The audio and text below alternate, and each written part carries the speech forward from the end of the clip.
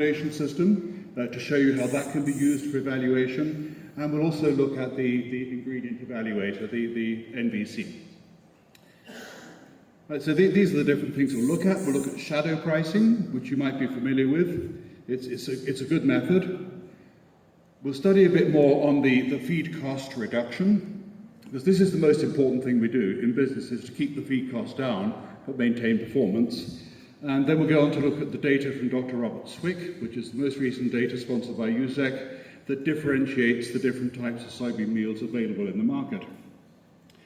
Well, let's take a look at, first of all, what it is we purchase. Now, typically, in purchasing, we'll be focusing quite a lot on protein, but the nutritionist is going to be looking at other parameters. Protein is kind of important as a quality measure, and I still like to use it, but when we look at selecting for nutrition, we'll be looking for the energy level and the amino acids. These are going to be the primary drivers of value. And I'll show you just how important energy is in this calculation. Because people say to me when I'm talking about this, Matthew, soybean meal is a protein source. And I say, yes, but if you buy a highly digestible material with lower fiber, you will also have a significant source of energy. And if we look at today's problem in the feed business, the number one problem will be the cost of energy. So let's look, first of all, here's a quickie, which I didn't do last time, on housing and nutrition. I thought I'd slip this in for this particular conference. The job of the nutritionist is to produce feeds that perform. But a good feed needs the right environment in which it can perform. And I've got a tale of two different situations here. On the left curve here, we can see a normal result from our trial unit here in Malaysia. And we've got different results here, obviously between treatments, but by and large, the feeds are performing above the line. Along comes the rainy season, the next trial cycle, which is here, and look at this terrible result. This is nothing to do with the feed. It's all concerned with the early housing, the right heating, and the availability of feed space in the trial unit. The birds do recover, but nonetheless, we lost a number of birds due to the poor conditions. So even if we have the best feed, it does need to go into the right housing. This is a great conference to understand the relationship between the two. In the same farm, you can see where the problem arose. This is the same farm, two different types of houses. We've got closed house, fully closed house with broiler cages, which are able to maintain their heat very well, actually. And we've got also some traditional kind of houses, 20 years old. The birds are fed birds are reared on litter, and not so much bird density. And you can see in the rainy season, these birds below the curve are the birds in the low density housing, the old houses, and those birds are suffering because of the design of the house, the way it was managed, and the lack of control over the temperature for the right side. So the housing is critical. And then same kind of thing we're looking at here. On the curve on the left, just here, the blue line is where we've taken particular attention to get the right temperature into the chicks, some of the feed additives to get good feed intake, and design the pen for higher likelihood of feed intake.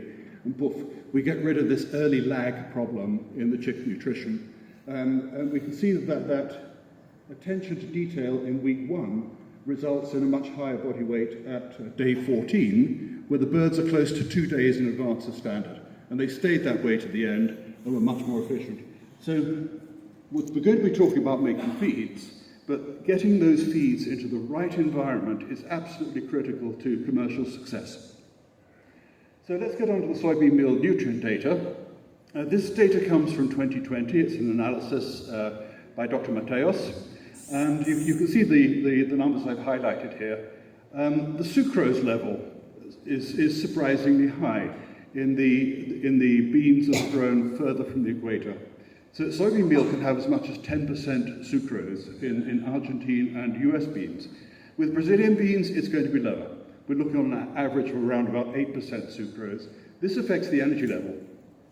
Now, right at the beginning, we'll say here that the Brazilian soybean meal is higher in protein, 47, 47.5 sometimes. But this is not the most important thing in nutrition, as we'll see. This is crude protein, remember. But you can see in the third line there, we have the energy level for the US soybean meal is coming out to be higher, 2,206 compared to Argentina at 2,108. Now, if you're a purchasing person, you look at this data, you might say, it's not a very big difference. But it's these little differences that can have a big impact in the cost of your feed. Let's look at the total amino acids, and this is the important thing. It's not the crude protein, it's the total amino acids. And the survey, as we went up to, let's go back a bit here. The survey in 2020 showed that the amino acids in the US soybean meal were actually higher, even though the crude protein level was lower. When we look at the next parameters, the digestibility of those amino acids in poultry was higher right the way through in all the different amino acids. This is actually partly a factor of the bean. People generally say that digestibility of amino acids is down to processing, but US beans are grown under different conditions where they're harvested field dried. They don't have any forced heating or external heating to dry down the beans. So the heat damage is minimal and the digestibility remains high. So these numbers do apply to whether you're buying US soybean meal from the US or you're buying locally produced soybean meal based on US beans. We can see the difference, and they will be similar to this. So we look at the digestible amino acids, and in all but one case, the digestible amino acids are higher, except in the case of isoleucine here. So generally speaking, you're buying soybean meal for its higher energy and also for its better digestibility of amino acids. These are the objectives in selection. Now, here we've got, and I hope you can get this circulated. This is how we calculate the energy. And you can see it's dependent on the digestibility of the protein, the digestibility of the fat, and the digestibility of the starch and sugars. So these are the parameters we look for in the processing. So let's see how we can work on the extraction of the data. Well, here is the ranging price, and this comes from real formulation. And here I've got soybean meal at a relatively high price of $760 per ton. And we can see from the ranging value that Brazilian soybean meal is worth $794. Now, this is a break-even price. If the market says it's like $790 for Brazil, Brazil is the one to buy over $760 for the Argentine. Now, with the US, we've got $814 per ton as the relative value, which is quite a bit higher, of course, than the Argentine soybean meal. And although these numbers look very high, remember, as the soybean meal price goes up, these differentials also go up. Let's go to the next one. Okay, next one here. Yes. Now, there's a disadvantage associated with ranging prices that they will be different between different feeds. So we'll see the Argentine soybean meal as the base at 760. Let's look at the US soybean meal line. It's worth 814 in the broiler grower, 817 in the layer, and 823 in the breeder. So what we do have to have over the top of the ranging values is a methodology to select our beans based on an enterprise. And this means our system must be sensitive to the tonnage. Well, as we look at these, let's look at a different parameter for selection rather than ranging value. I try to explain ranging value to purchasers, and it's kind of a difficult concept to grab unless you work with feed formulation on a daily basis. What I put to the commercial managers is formulate your feed using these technical values and see which one comes out cheaper, the cheapest method, to supply the nutrients that you want. So on the right-hand side here, I've got the nutrient objectives. There we go. And these three feeds have the same nutrient content after optimization. And we can see that the Argentine-based feed, based on this survey data, came to $555 per ton. This dropped to $546 per ton, and dropped again to $538 a ton if we use US soybean meal at the same price. Now, it's likely it's going to cost you a little more, and then we have to work out to find the balance. But what I would suggest is, particularly with these very high-priced ingredients, be very careful to select the major ingredients that give you the most financially efficient formulas. And to do that, we need to know a lot about the nutrient profile of these different soybean meals on offer. And the difference there is, it's about $12 per ton in feed cost, isn't it? 53855, yes, about 12, no more. $17 per ton in feed cost. And clients I talk to these days are saying their number one problem is the cost of feed. So this is one thing to look at. So now let's look at a second set of data. This was commissioned by USEC and was carried out by the University of New England in Australia by Dr. Robert Swick. And what we did, we took 3 different types of soybean meal. We have Argentine, Brazil, and US. And we look at the situation on the crude protein. In this case, actually, the Argentine is catching up. It's almost the same as the US, and the Brazilian soybean meal is a little higher. Now, take a look first at the energy levels. We've got 2042. It's down a little bit compared to the earlier survey. We've got 1971 for the Brazil. It's down for relative to Argentine, and 2115 for the US. So we've still got that advantage on the energy level in the US soybean meal. And if we look at the others, the sucrose follows the right pattern: 8.54, 7.48, 8.79. So these are the differences between the soybean meals. If you were to look at them on paper, if you're not a nutritionist, you'd say, not so much difference. But the nutritionist is going to run these numbers through the optimization system to produce the bill of materials. And it is the bill of materials that he generates or she generates that will determine your cost of doing business. So it's critical we understand these as the first step. So when we look at the amino acids, the total amino acids, it turns out that the Brazilian soybean meal has the higher supply of total amino acids. But when we look at the digestibilities, we see that again, this experiment confirms the high digestibility of the US meal, and the results are somewhat similar to the results from Dr. Ravindran in 2014 that we used earlier. So we look at the digestible amino acids, and they remain higher in the US soybean meal. Particularly the lysine here is quite a bit higher. I'm not sure there's that big a difference, but it's definitely there. The other amino acids, you've got this advantage. Methionine cysteine, let's go back.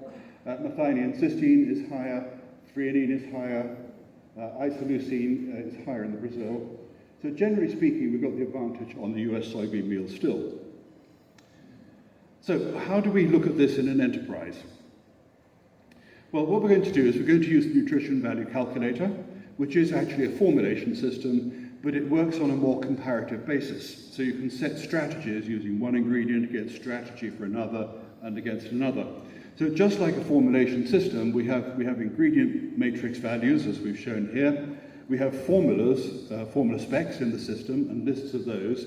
And our objective is to create optimized strategies. We'll look at the usage reports, we'll look at the comparative costs of the formulas, and then we'll analyze what we call the premium spread to find out what the economic advantage is. So we begin with the prices. That's a hot topic. Here I'm using corn at $322 per ton. Soybean meal is at $760. So we put in all the prices because the value of a soybean meal depends very largely on the competing kinds of proteins we have out in the market, and also the cost of energy. Look at the soy oil, the number here, $1,900 per ton for soybean oil is unusually high. So this means that any extra energy we get in the other ingredients is relatively more valuable. So what we do in our system that is different is we create ingredient groups. These ingredient groups might be for soybean meals. You can look at other ingredients too. If you have different grades of corn, you can run these through the nutrient value calculator to find out which corn suppliers are more valuable. I look at DDGS as well, but the biggest benefit comes from looking at soybean meal. Inside the system, just like a normal least cost program, we have formula specs individually. So here is one for the broiler starter. So we've got the nutrient limits, minimum, maximum. We've got the ingredient limits, minimum, maximum. But notice that this is quite a simple formula, and it's got soybean meal USA. In order to simplify maintenance, you just put in soybean meal once, and the system will automatically run the alternatives for you and display them. So let's come on first of all to the cost analysis, and this is the basis of it, to see which of these soybean meals gives the lowest cost feed. And we can see that in this case we have a broiler pre-starter, $573 per ton, there we go, drops down to $571 with the Brazilian meal, and drops again to $566. So it's very easy then for top management, as well as the nutritionist, to see what is the better source, and how does that technical information translate into the commercial information of lowering feed cost. And if we look at the bottom, there's a total cost line that doesn't mean much here because we're making 3 tons. But in later slides, it does mean something. Here we go. Our system will take these feed costs and we multiply out the formulas to see what is the cost of making, that's wrong there, the cost of making 1,000 tons of this type of feed, 3,000 tons of this type of feed, and then 6,000 tons of the grower feed. So it's tonnage weighted to get an overall readout of the economics. And at the bottom, you can see this number. This is the key number. This is the total cost of goods for the time period we're looking at. So normally we do this on a monthly basis because the accounts run on profit and loss is calculated on a monthly basis. And you'll see that the total cost of the feed drops from 5.421 million, it drops to 5.401 million for Brazil, and drops again to 5.358 million for the US solution. So we're looking now, we're going to convert our technical information through to feed cost, through to cost of doing business. So first of all, let's look at the comparative usage. It tells us a lot. We can see that the highest amount of corn is used actually in Brazil and very similar in the US soybean meal there. Over there we go. And we can see also that the quantities of the soybean meals are different. So it's not really a valid comparison, not entirely valid, to compare the cost of soybean meals on a per ton basis.